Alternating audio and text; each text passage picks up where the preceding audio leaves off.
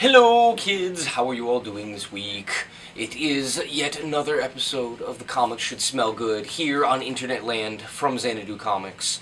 We have many good things for you again this week, as always. There's actually really a lot of books this week, and we could only trim them down to a few, and we're probably going to ramble anyway, so I'm going to stop rambling, and I'm going to throw it over to the man whose seat I told was stuck. Stuck? I stuck What your are you? You seat. can't just make up new words, Yeah, man. you can. You can do it all the time. You'll never become president by making up new words. My aspirations aren't that low. Well, I'm going to go ahead and start off strong here with Superman number 19. This is part 3 of Superman Reborn. We had a really weird twist in the last issue regarding very strange. Weird. the identity of the false Clark Kent, and because Comics Alliance and Bleeding Cool and all those websites already spoiled it like 2 days in advance, it was Mr. Mixes Pitalik. That was weird. How you say it? I'm pretty sure that's how you say it, man. I'm pretty sure. They actually have like a breakdown in the back of the issue. Mixes Pitalik. I've been reading comics my whole life, man. Okay?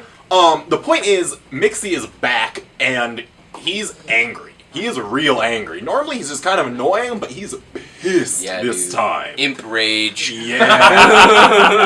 Oh, man. You could say it's impotent rage. Oh, God. Point being, this is another beautiful issue of Superman, written by Pete Tomasi and Pat Gleason, and drawn by Gleason himself. It looks great. He draws imps amazingly. Buy it? Can I just go ahead and say that? Buy it? Do it. Cool. Yep. And it also, it gets a lot into the bigger mystery that was set up way back in DC Rebirth Universe with Mr. Oz. So there's a part of that as well. Yeah, he's on the cover, but I don't think he actually shows up in the issue. Yeah, dude, I don't even know who Strangely Mr. Oz is. No one does. Well, that's part of the mystery. Okay, it's no mystery. All-Star Batman is awesome. And in this week's special issue, this just continues the Ends of the Earth. It started with Mr. Freeze kind of starting this poison all over the Earth, and of course he turned to Poison Ivy. But this is a strange new chapter with guest artist Giuseppe Camuncole, who they go after the Mad Hatter, and there's all kinds of cool twists with also another, I won't even give it away because I don't like to spoil, but it's a really cool, one of the super secret organizations of the DC Universe makes an appearance in here. And there's all these kind of, are they Batman allies turn against him? Is it all part of the twist with the Mad Hatter and his hats and bats? It's a lot of Mad Hatters. Doom. Right. That was efficient, quick, and yeah. I am going to start with this gigantic book that has no superheroes in it, unless you count the Meta Baron as being one of the most badass, cable-wielding looking, kind of characters ever. Well, I do, because he's literally Space Batman. I mean, look at this. He's got a badass cable arm. And a car named after himself. That looks like a giant... Yeah.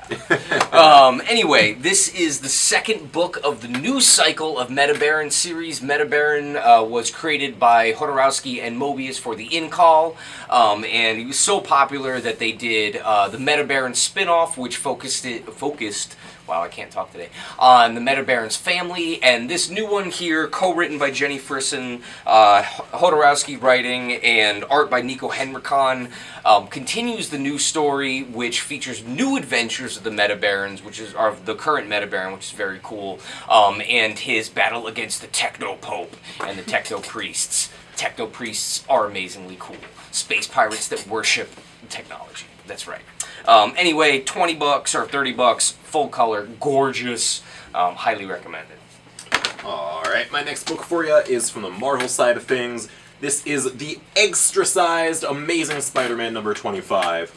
Dan Slott continues to tear through Spider-Man's world, this time bringing back Norman Osborn, who we last saw... I think early in this series, but mostly back in Superior Spider-Man, where he showed up with his Goblin Nation army. Now he's funding armies all over the world, being an arms dealer. It's almost like he's a real-life supervillain. He's using a number of various identities to operate around the world, and also to threaten Spider-Man's friends and family, which, I mean, that's kind of usual business for him, honestly. Isn't that what you do? But the big thing here isn't just Norman Osborn being back, it's Stuart Immonen drawing the whole main story. Easily one of the greatest superhero artists of the century. I, swear by his work. Next Wave is my favorite comic book ever. Next Wave! We just need that soundbite on, like, we just need to have it. Yeah, pretty much. There's also a bunch of extra backup stories here. There's some Todd Knock. There's some really cutesy Spider-Man and Aunt May stuff by, what's that artist's name? Yeah, Hannah Blumenreich. One of my friends was telling me about her. Some really cartoony stuff. And then Giuseppe Camuncoli does a backup story sort of filling in some blanks in the aftermath of the clone conspiracy, and also, as a surprise, tying into the beginning of Secret Empire. Ooh. I am picking Mighty Thor. I love this series. Jason Aaron and Russell Dodderman's spectacular art. Here's the thing. It's not enough that the Goddess of Thunder has to deal with Loki and the Minotaur who runs Roxxon, which is pretty cool, and the Frost Giants. They're going to throw the gods of the Shi'ar. Yes, the Shi'ar, which are some of my favorite aliens in the Marvel Universe. Yes. Who are actually from the X-Men side of thing. They basically have invaded Asgard, and the Goddess of Thunder has to compete in like this kind of like a contest of champions with all the gods. And it's just awesome. It's crazy, and there's kind of a big end game with it. But if you're a huge fan, and there's a Gladiator against one of the biggest, it's awesome enough to think of Gladiator versus Thor. But then where there's this villain from Thor's world that they pit against. It's just that's enough for me. It's fantastic. So, it's awesome. Shi'ar, all hail the Shi'ar. Shi'ar. Greatest headgear in the Marvel Universe. Yes. My next pick is the second issue of Warren Ellis's Wildstorm relaunch. Art by John Davis Hunt. This first issue was really, really cool. I'm a big fan of all the iterations of Wildstorm, so I definitely picked up, on the characters and who they were, but it doesn't matter because he does a really good job of introducing them kind of in a more real-world way, where John Spartan is like kind of a superpowered CEO, and there's a lot of like bleeding-edge future corporate tech espionage. The engineer appears as well. Grifter's kind of like mysteriously hanging out in alleyways, stalking people, as this is what he does. But it's, if you've been digging Injection or basically any other Warren Ellis like talky science bad comics, of which he seems to do quite well, this is really, really cool. Very excited for him to be helming an entire universe and being able to just do stuff from scratch with these great characters that Jim Lee and co-created. So. Speaking of the Image crew, I have a modern-day Image hit here for you. The third issue of God Country is out from writer Donny Cates and artist Jeff Shaw. I met Donny Cates at the convention this last month, and he is a really funny guy. Funny not in the way that's like, oh, that guy was kind of funny, but funny in that, like, talking to him, it was really hard for me not to laugh my ass off. He's just super charming, super smart, down to earth. Cool dude, and he's also writing a hit book that sold out immediately. Thankfully, though, we now have the third printing of #1 in. So we have 1, 2, and 3, so you can actually, like, whoa, catch up with a series that everyone's talking about. Huh, look at that. And you don't have to pay an arm and a leg for it. Yeah, crazy, isn't it? It is. From God to Gods. I have more. There's a lot of godlike stuff going on this week. God is in the house, yes he is. Well, American Gods. We had to go there, didn't we? American Gods. This is from Dark Horse. This is based on Neil Gaiman's fantasy novel. It's about a man called Shadow whose life is turned upside down and love His and name is lost. Shadow? His name is Shadow. That's not a name, man. It is in this book. You can't just make up words and names and all this stuff. He's Neil Gaiman. Have you seen him? He That's can what do whatever does. he wants to do. He's Neil Gaiman.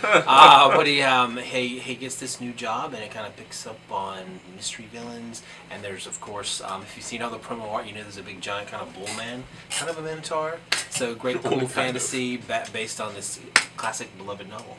And P. Craig Russell doing breakdowns with Scott Hampton doing art. So yes, multiple covers. Dave McKean cover, because Dave McKean goes everywhere, Neil Gaiman does. This is straight up the best book that DC's putting out. Yes. Super Sons #2, Jorge Jimenez, Pete Tomasi, Damian, John Kent. It's just brilliant. It really is. Yeah. It's just a pure, fun, and entertaining comic that's good for all ages. Like, they had a friggin' snowball fight in the last issue. Damian not only infiltrated John's life just to see what it was like because he was bored, but he basically masqueraded as his school bus driver and his teacher, all just because, he wanted to see how strange poor people lived. Because he's a jackass, and then they decide it's a good idea to skip bedtime and go break into Lex Luthor's corporation. Because, Lex isn't going to catch him. Right. Like, he doesn't have a superpowered suit or nothing. But truly, this book is just gorgeous. And like I said, it's just a lot of fun. So if you've been looking for more of that fun kind of legacy action that DC has been not always hitting lately, highly recommend Super Sons. My last book here is U.S. Avengers #4, with the thread of the Gold Skull. Yes, the Gold Skull wrapped up. Not the Red Skull or the Green Skull, but the Gold Skull. The U.S. Avengers move on to face one of the greatest characters Marvel has ever created. Corporal Todd Ziller, a.k.a. American Kaiju. I just love being able to say that sentence. That's all. That's it. Also, Deadpool's in this comic. Yeah, I guess they need to sell more copies. Yes. Yeah. Monsters Unleashed comes to a big finish this week. This is by Colin Bunn. This is Speaking of kaiju. Exactly. This has been a lot of fun. This issue, the final issue, is he's joined by Alan Cooper on art. It kind of sets up this young new hero who's able to summon. He's a new Inhuman. You gotta love those Inhumans. Always Inhuman. Always an Inhuman these days. He's not a mutant, of course. He's not a mutant. No, they've been doing the just make him a mutant thing for 40 years. Yeah, They're trying to right. switch it up. Inhuman. They lost the rights to that. And, I was about to go into song, but I'm going to stop myself. But he can summon and has this cool alliance with some of these classic monsters against these new monsters. And there's Elsa Bloodstone. And of course, in this one, it's the mother of all the monsters, Leviathans. Why is she here? Well, lots of guest stars galore fighting monsters all over the world. But this kind of wraps it up, but it also sets the stage, shockingly, for a brand new series. If you want to keep it going. Also by Colin Bunn, that sets the stage for this new kid and Elsa Bloodstone, which ongoing with Elsa She's a great Bloodstone. cover. She's Her great. character, I Speaking love of next her. wave, Yeah, early right. release, She was fantastic. She's back in any ongoing book, so she's worth checking out in any ongoing book. So Indeed. And my final pick is a big return. I am very, very excited to see this back on our shelves. The quarterly adventure book of awesomeness that is Head Lopper.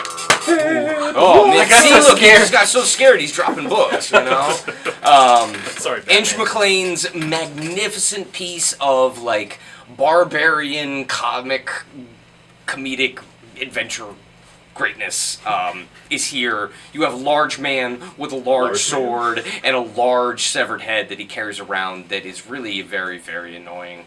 Probably why the man's so angry all the time. Norgal's very pissed off all the time because he has to listen to this head. But this is a massively large issue featuring great colors by Mike Spicer and the beginning of a brand new adventure. You do not have to have read anything prior to this to enjoy this issue. In fact, that's what all these issues, you can just jump right in and have fun. All you need to know is just what I told you. Large man, large sword, severed head. And there you go.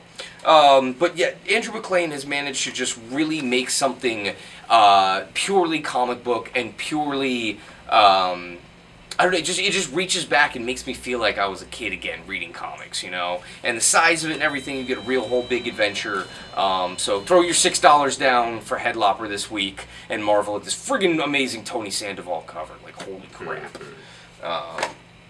I think that does it for about this week, yeah? We can't go on after that. No, we can't go on after that. So, may the severed head of Norgal be with you, and Odin, and all that. And we will see you all next week. Bye.